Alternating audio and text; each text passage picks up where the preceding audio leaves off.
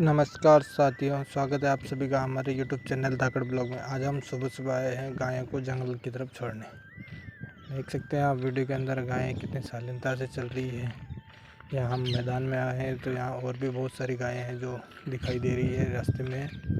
ये हमारी गायें हैं जो मैदान की तरफ न जाकर सीधे रास्ते पे जा रही है। वहाँ पे बहुत सारे जानवर बैठे हुए हैं, गाय भैंसे हैं, लेकिन हम यहाँ पे आए हैं। आप देख सकते हैं वीडियो में, ये हमारी देसी गायें हैं बिल्कुल। ये एक बैल खड़ा हुआ है।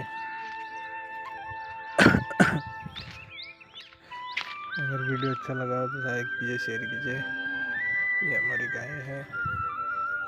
धन्यवाद। चैनल को सब्सक्राइब कीजिए।